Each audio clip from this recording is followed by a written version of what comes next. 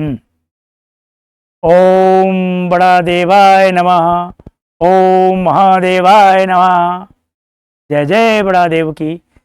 भगवान बड़ा देव ये जो शिवलिंग की महिमा है इसके बारे में मैं आपको बता रहा हूँ।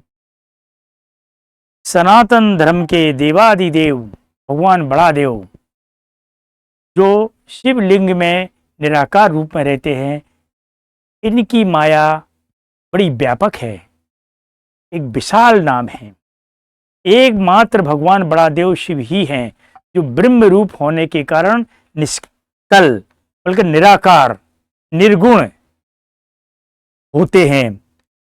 बड़ा देव शिव में निराकार होने के कारण ही उनकी पूजा आधारभूत शिवलिंग है, अर्थात निराकार है। शिवलिंग एक ज्योतिर्बिंदु है। एक ज्योतिर्बिंदु होने के कारण ये सिर्फ और सिर्फ इनको ब्रह्म के रूप में पूजा जाता है।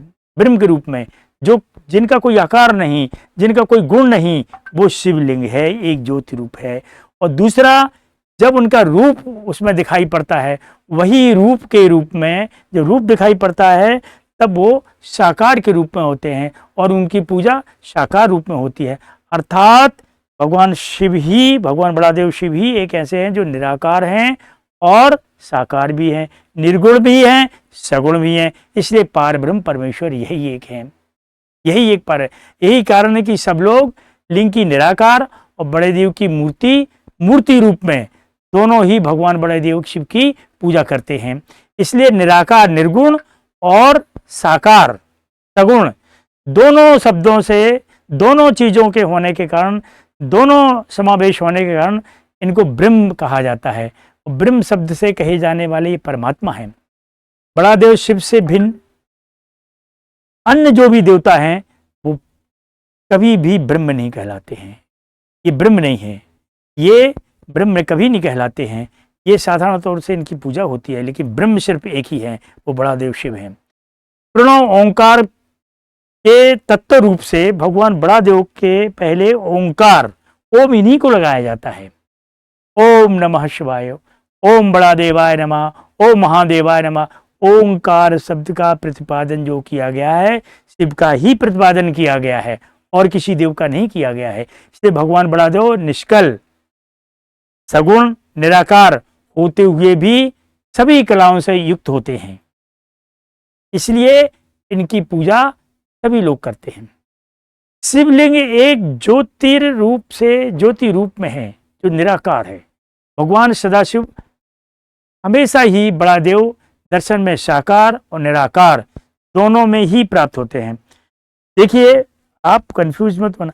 साकार जिसमें कि मूर्त रूप उनकी पूजा होती है, जिसमें कि सब कुछ दिखाई पड़ता अंग प्रत्यंग, और निराकार एक लिंग ज्योतिर्बिंदु जो पारब्रह्म परमेश्वर है। ये दोनों का समावेश इनमें होता है।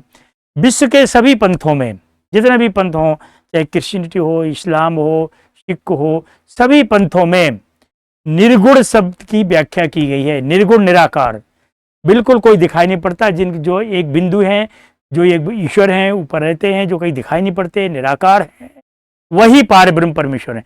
लेकिन जो यहाँ पैगंबर आए, जिन्होंने जिनके हाथ, जिनके अंगों का वर्णन किया गया है, वो पैगंबर पूजनीय हैं, लेकिन वो ब्रह्म नहीं है। ये इस्लाम भी कहता है, ये हमारे सिख समुदाय भी कहता है, ईसाई में भी कहा गया है, ये सभी पंथों में इस तरह से कहा गया है। और एक निराकार निर्गुण ब्रह्म है जिनकी एक ज्योति रूप में कल्पना की जाती है। बिन पग चले सुने, बिन काना कर, बिन कर्म करे, उनको किसी ने नहीं देखा है। ये ऐसी कल्पना की जाती है। यह सत्य भी ऐसा ही है।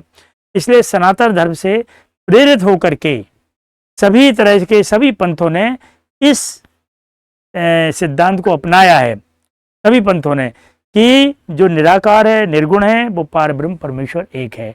और जो सगुण है, जिनकी हम पूजा करते हैं, जिनके अंग प्रत्यंग हैं, वो सगुण हैं और उनकी हम पूजा करते हैं। तो ब्रह्म अलग है, सगुण अलग है और निर्गुण अलग है। ये आज मैं शिवलिंग की महिमा बता रहा हूँ आपको। यही इसलिए भगवान शिव की ये, भगवान बड़ा देव शिव की ये बड़ी महिमा है। आप सभी लोग इनका गुणगान करते रहिए और इस ज्ञान को आगे बढ़ाते रहिए।